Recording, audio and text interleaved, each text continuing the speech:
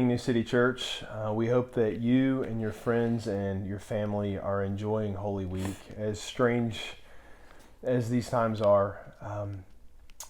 Just a reminder to you, this past Sunday we had looked at in more detail the narrative of the crucifixion of Jesus, and the reason why we wanted to look at it in such detail was this. Until we know the cost of life, what it really cost us, we cannot revel in the resurrection that Jesus has come to accomplish for us. The reality we want to reflect on through this evening, as we just take a few minutes to reflect on this idea of Silent Saturday, the day that Jesus was in the ground, he was in the grave, is we want to reflect on this idea that we can actually find light in the darkness because Jesus went to the darkness for us.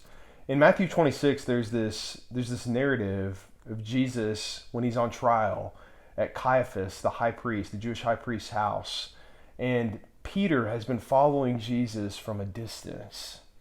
And it's in the courtyard of Caiaphas' house that Jesus is denied by Peter, where the rooster crows and Jesus is inside of the house. And I had the opportunity back in 2014 to actually visit Caiaphas' house. And the interesting thing about Caiaphas' house is that below his house is basically a dungeon. It has to be 20 to 30 feet deep in the ground. And the only way to get into that dungeon is through a hole that's in the top, and you would be lowered down through a rope or a chain or something like that into the dungeon. It was the only way in, it was the only way out. And we had the opportunity to go down into that dungeon and to reflect on Psalm 88. Now, when we got down into it, they turned out all of the lights.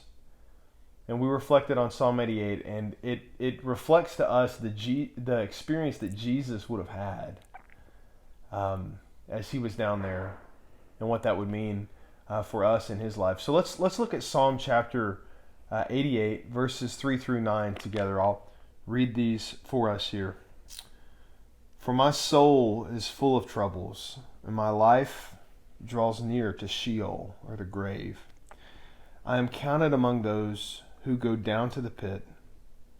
I am a man who has no strength, like one set loose among the dead, like the slain that lie in the grave, like those whom you remember no more, for they are cut off from your hand.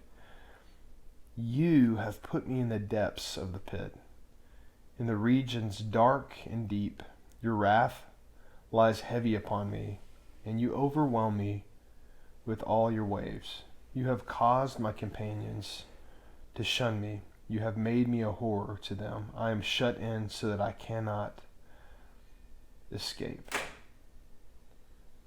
Psalm 88 was a foreshadowing of what would happen on that silent Saturday, where Jesus would experience the darkness and the depth so that we could enjoy the hope and glory of the resurrection of Jesus. And I'm going to have Megan share a little bit about what God might have for us in the darkness, in the silent Saturdays of our own life as we contemplate the life of Jesus. Yeah, so Silent Saturday. Jesus' body is in the grave. He's buried. Friday night's despair and grief have rolled into a silent Saturday, a place of darkness and waiting and apparent hopelessness for Jesus' friends and followers. Sometimes it's easy for us to skip past this because we know the end. While we'll sit for a moment in the horror of Friday, we'll often quickly jump to the celebration of Sunday. And while we should and will celebrate greatly, what would it look like to sit with Jesus' friends and his followers in the silence and in the unknown and the grief of Saturday? Because life is like this, right? The horror doesn't immediately pass. The shadow that hovers over us doesn't immediately lift into triumph and victory. Sometimes the waiting in the silence seems purposeless. I imagine that it may have been this way for Jesus' friends. Every light probably seemed to be extinguished for them. And we find in Luke chapter 23 and John 19, two of Jesus' friends and followers, Joseph and Nicodemus, burying Jesus. Now, these men were members of the Sanhedrin, and so it would likely have been a disgrace for them, for the Sanhedrin. They probably had to forsake their titles because they chose to be associated with Jesus in his death. They gave substantially out of their means to properly bury Jesus.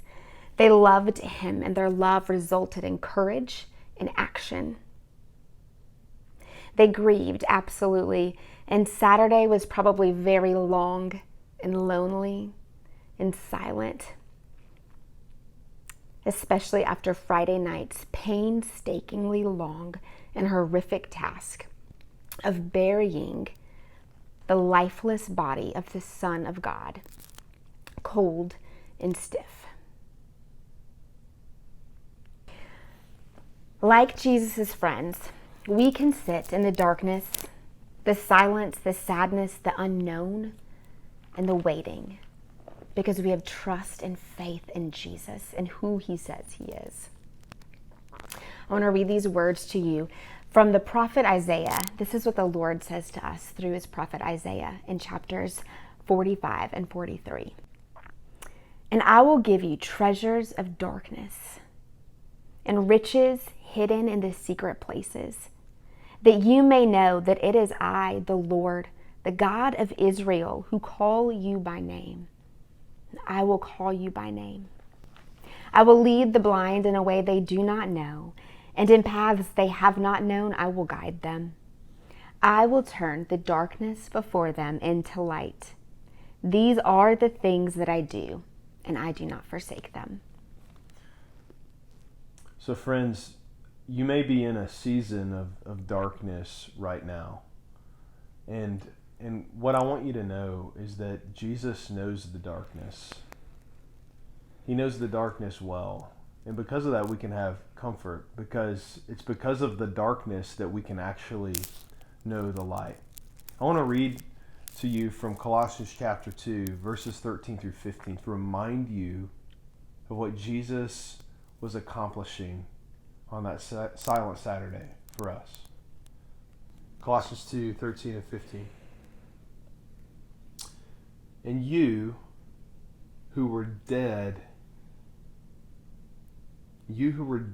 in your trespasses and the uncircumcision of your flesh, God made alive together with him, having forgiven us all our trespasses by canceling the record of debt that stood against us with its legal demands. This he set aside, nailing it to the cross.